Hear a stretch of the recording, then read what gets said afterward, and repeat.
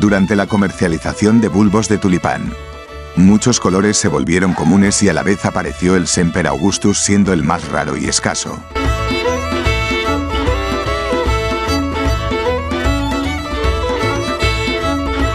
¿Y cómo era el desarrollo comercial de los bulbos de tulipán? Era un negocio estacional de julio a septiembre. En esta temporada de verano era cuando los bulbos estaban fuera de la tierra y podías percibir o apreciarlos, la calidad y el tipo de floración que te podía dar. Por lo general era un negocio urbano y no rural. Y la tulipomanía era de las sociedades más urbanizadas de Europa. Y cuando salían a comercializar o a comprar, tenían una clasificación en sí y era un triángulo, y este triángulo de clasificación que tenían en su mente, que en la parte de la base eran los más baratos o los más comunes, colores enteros del rojo, el blanco y el amarillo, y encima de este grupo estaban los que valían o tenían mejor valor que los anteriores, estaban los salpicados y los colores rosas, y encima de este grupo que tenían mejor valor que los anteriores estaban los marmoleados, los veteados, los pasteleados, incluso el color morado, y encima de este grupo estaban los rayados y los tulipanes que tenían la flor con diseños en formas de llamas de fuego. Estos eran los más caros, equivalentes a joyas muy apreciadas por inicios de los años 1600. Ya se identificaban de esta base, de este triángulo, estas tres colores como los más comunes. Muchos ya lo conocían o lo identificaban así en los mercados. Y en el año 1611, estos tulipanes comunes, una cama que medía aproximadamente 1.3 por 2.4 metros, contenía 128 bulbos de tulipán y se cotizaba en 50 florines. Y pasado un año, en el año 1612, se llegó a cotizar en 225 florines. Constantemente había una demanda de invertir en bulbos de tulipán. Si esto pasaba con los bulbos más comunes, entonces, ¿qué es lo que pasaba con los bulbos o más apreciados? Se empezaron a vender en peso por asen, y un asen equivale a 0.48 gramos. Era prácticamente como salir a vender oro por gramos, y un bulbo normalmente pesaba entre 500 a 1000 asen.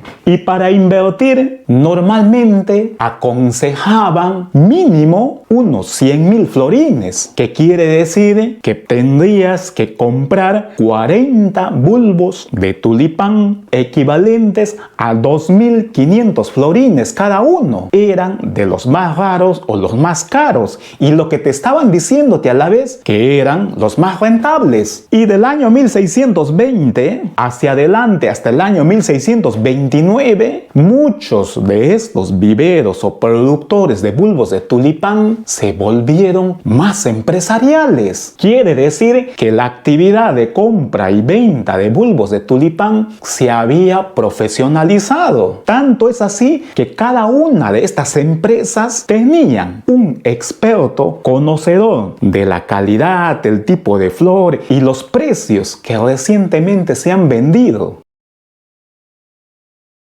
Un tulipán enfermo contagiado por un pulgón le cambió de apariencia haciéndole ver muy raro y apreciado por todos, llamándole Semper Augustus.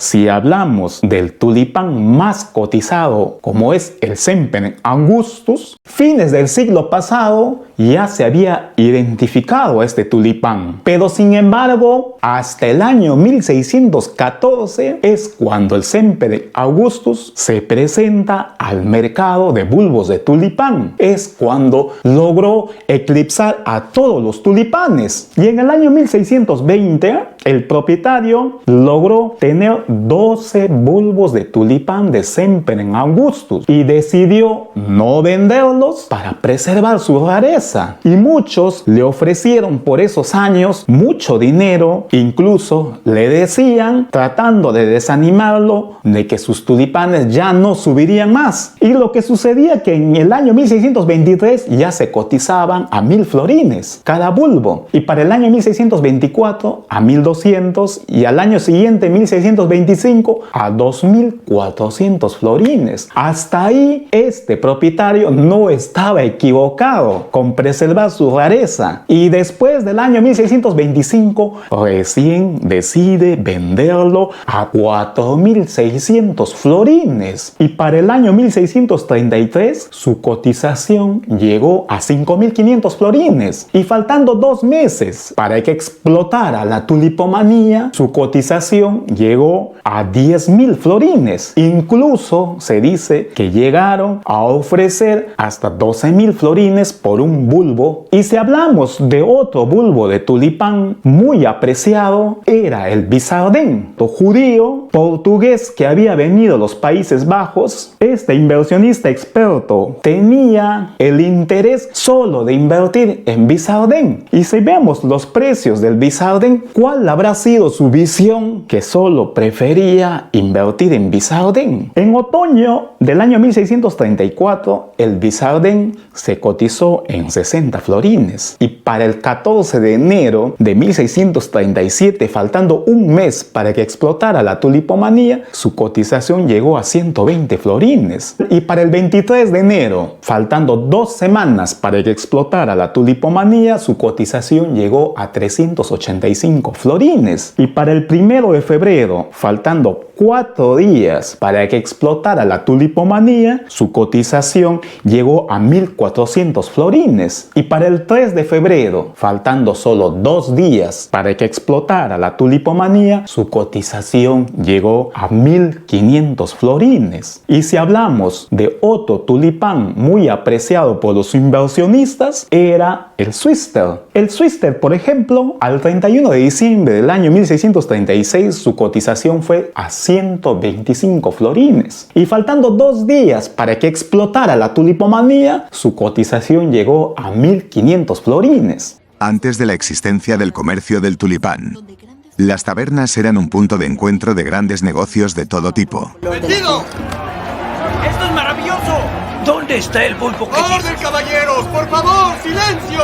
En esos años, si quisiéramos salir a comprar bulbos de tulipán más raros que normalmente lo conseguíamos en el campo, ahora se negociaban en las tabernas. Las tabernas se cerraban grandes negocios de todo tipo. Era prácticamente un punto de información de primera mano para cualquiera que quisiera aprender a invertir. Incluso en estas tabernas o bares existían grupos muy unidos, y cuando querías participar o ser parte del grupo tenías que inscribirte, y a esto ellos le llamaban el colegiado. Era una especie de comité, ¿sí? Componéndote un ejemplo, en una oportunidad uno de estos miembros había comprado una X cantidad de bulbos de tulipán y al poco tiempo identificó que sus bulbos tenían agujeros. Prácticamente no iban ni a crecer ni menos a florear. Eran prácticamente inservibles. Y presentó su compra a este comité. Y el comité decidió y exigió la devolución del dinero. Era así. Estos grupos, su objetivo era dar una cierta garantía a los compradores. Pero también existían 2 formas en las cuales tú podías participar